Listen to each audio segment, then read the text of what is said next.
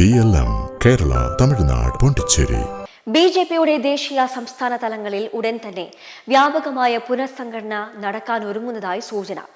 ദേശീയ അധ്യക്ഷൻ നിതിൻ നബീൻ ജൂൺ മധ്യത്തോടെ പുതിയ ദേശീയ ഭാരവാഹി പട്ടിക പ്രഖ്യാപിക്കുമെന്നാണ് റിപ്പോർട്ടുകൾ. കേരളത്തിൽ നിന്ന് കെ സുരേന്ദ്രൻ ഉൾപ്പെടെ നിരവധി നേതാക്കൾക്ക് ദേശീയ തലത്തിൽ പുതിയ ചുമതലകൾ ലഭിക്കാൻ സാധ്യത കൽപ്പിക്കപ്പെടുന്നു. നിലവിൽ AP അബ്ദുള്ളക്കുട്ടി, അനിൽ ആന്റണി എന്നിവരാണ് കേരളത്തിൽ നിന്നുള്ള ദേശീയ ഭാരവാഹികൾ. അതേസമയം ശോഭാ സുരേന്ദ്രൻ, ജോർജ് കുര്യൻ, പത്മജ വേണുഗോപാൽ എന്നിവരുടെ പേരുകളും പുതിയ പട്ടികയിൽ പരിഗണനയിലുണ്ടെന്നാണ് വിവരം. സംസ്ഥാന അധ്യക്ഷ പദവി ഒഴിയുന്ന നേതാക്കൾക്ക് ദേശീയ തലത്തിൽ ചുമതല നൽകുന്ന പതിവ് തുടരുകയാണെങ്കിൽ കെ സുരേന്ദ്രനെ ദേശീയ സെക്രട്ടറിയായി നിയമിക്കാനാണ് സാധ്യത. ശോഭാ സുരേന്ദ്രനെ മഹിളാ മോർച്ച ദേശീയ ജനറൽ സെക്രട്ടറിയാക്കുന്നതും പരിഗണനയിലുണ്ടെന്നാണ് സൂചന. രാജ്യസഭാ കാലാവധി അവസാനിക്കാനായിരിക്കുന്ന ജോർജ് കുര്യന് ന്യൂനപക്ഷ മോർച്ചയുടെ ദേശീയ അധ്യക്ഷനോ ജനറൽ സെക്രട്ടറിയോ എന്ന നിലയിൽ പുതിയ ഉത്തരവാദിത്തം ലഭിക്കാം.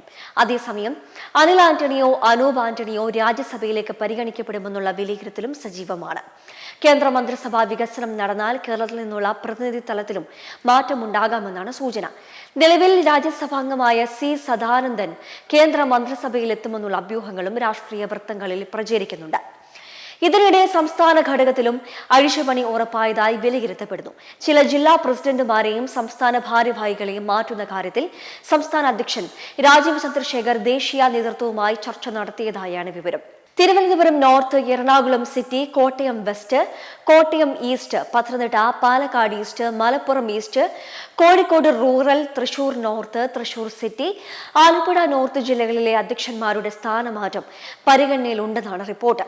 എന്നാൽ ചിലരെ ഒഴിവാക്കാനുള്ള നീക്കത്തിനെതിരെ പാർട്ടിക്കുള്ളിൽ സമ്മർദ്ദവും ശക്തമാണ്.